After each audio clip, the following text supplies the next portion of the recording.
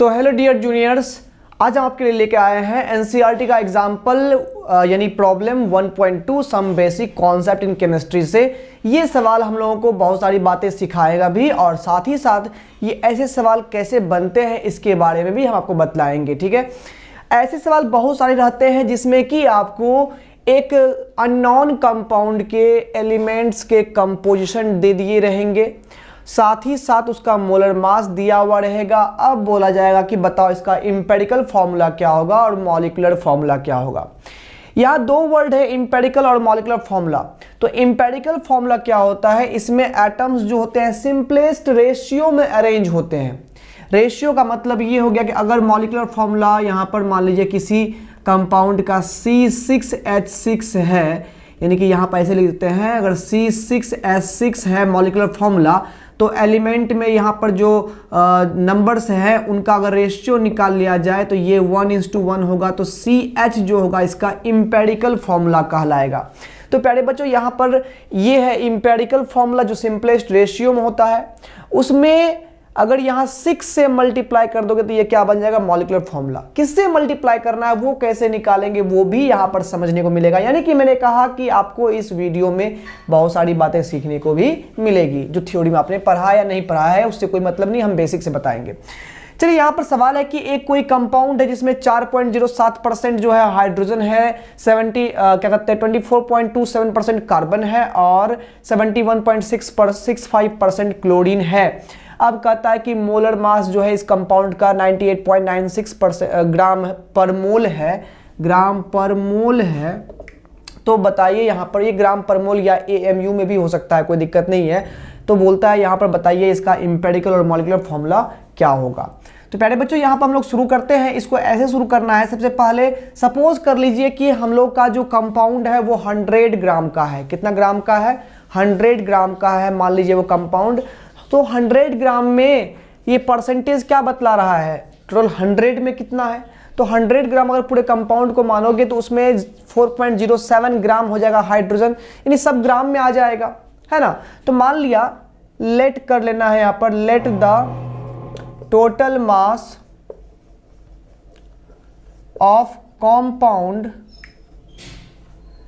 Is 100 gram.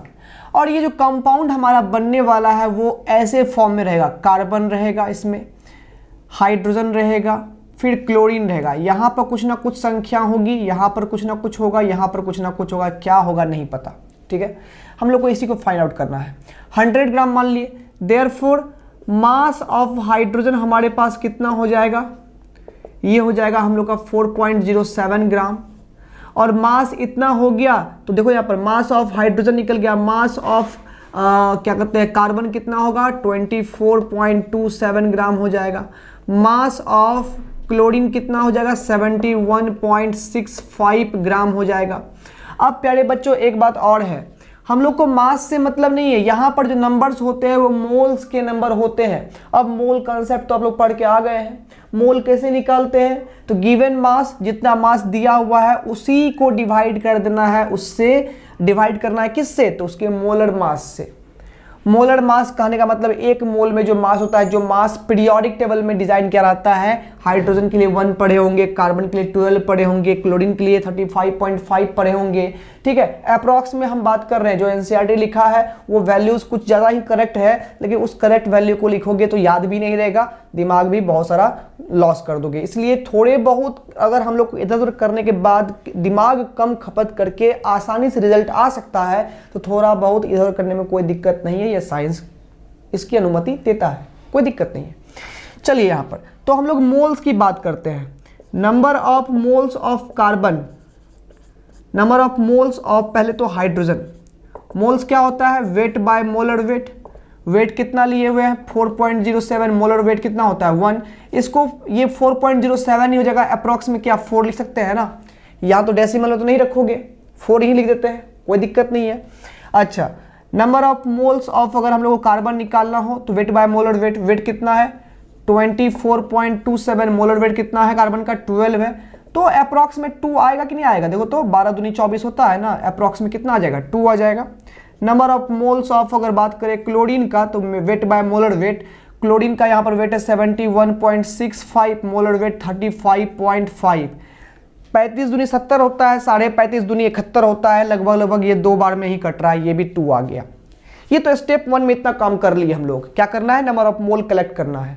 Collect कर लिए। जब भी आपको मोलर मास यानी मोलर मास के थ्रू आपको मॉलिक्यूलर फॉर्मूला, एम्पिरिकल फॉर्मूला निकालने के लिए बोले तो सबसे पहले एलिमेंट्स के नंबर ऑफ मोल निकाल लीजिए कि इस कंपाउंड में हमारे एलिमेंट कितने मोल है, और परसेंटेज रहेगा तो क्या करना है, सबसे पहले कंपाउंड का टोटल मास को 100 मान लेना है। 100 में आपको हाइड्रोजन, देखो भाई 100 ही क्यों मानते हैं, क्यों मान लिया यहाँ पर, तुम कहोगे 100 क्यों माने सर, तो भाई कंपाउंड हमारा 100 ग्राम हो चाहे 200 ग्राम हो चाहे कुछ भी हो, मॉलिक्यूलर फॉर्मूला वही रहेगा।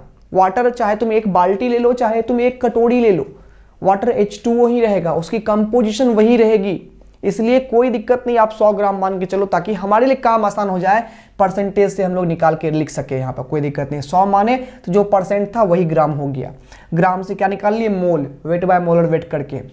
अब तुमको क्या करना है, एम्पिरिकल फॉर्मूला निकालने के लिए अगला स्टेप जो है वो तुमको क्या उठाना है, इस तीनों में 3 हो या 2 हो या 4 हो जो भी हो, सबसे छोटा नंबर जो आया है, सबसे छोटा नंबर जो आया है, रेशियो निकालना है ना भाई ना, सिंपलेस्ट रेशियो निकालना है ना। क्या करना है, सबसे छोटा नंबर जो आपको आया है यहाँ पर उस नंबर से सब में डिवाइड कर दो और निकाल लो रेशियो।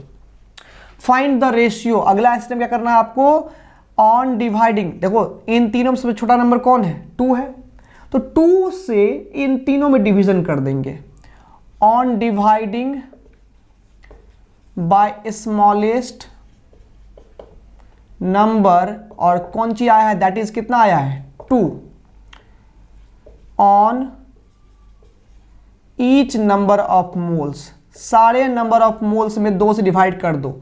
तो यहां पर अगर हम बात करें हाइड्रोजन के लिए तो 4 में डिवाइड करेंगे 2 से तो ये 2 निकल गया, कार्बन के लिए तो 2 में 2 से डिवाइड करेंगे तो ये 1 निकल गया, और क्लोरीन के लिए 2 में 2 से डिवाइड करेंगे तो कितना निकल गया, 1 निकल गया। सब में 2 से डिवाइड कर दिए और हमारा रेशियो फाइनली बन के आ चुका है। ये रेशियो हमारा आ चुका है, कितना आ चुका है यहाँ पर, तो ये आ चुका है 2:1:1। किसका किसका रेशियो, हाइड्रोजन, कार्बन और क्लोरीन का रेशियो 2:1:1 आ चुका है।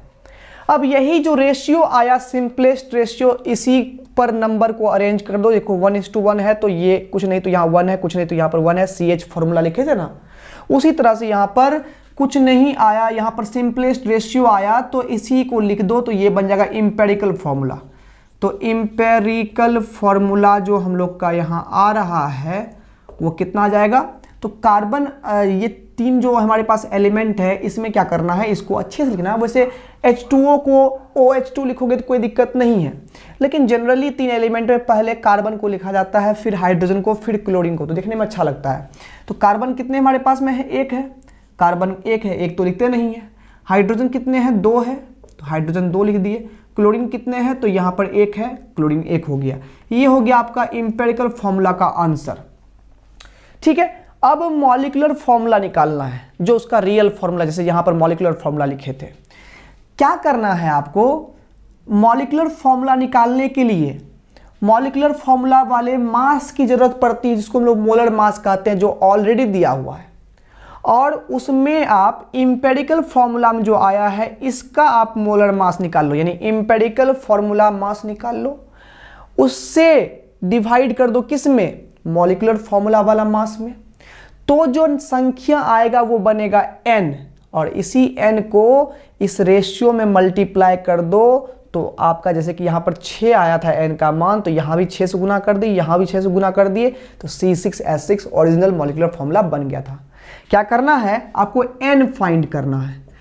n क्या फाइंड करना है यहाँ पर, तो n हो गया हमारा, n क्या हो गया, molar formula, molar formula mass, molar formula mass बटा कर देना है इसका एम्पिरिकल फॉर्मूला मास, तो यहाँ n आएगा।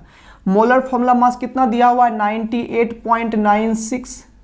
एम्पिरिकल फॉर्मूला मास कितना है, तो प्यारे बच्चों वो देखो तुम यहाँ पर, कार्बन 12 हो गया, मनी मन जोड़ो 12, हाइड्रोजन 2 हो गया, तो 12 2 कितना हो गया, 14, 14 प्लस 35.5 कर दो क्लोरीन के लिए, तो 14 प्लस 35 कितना हो गया 49, 49.5 हो गया।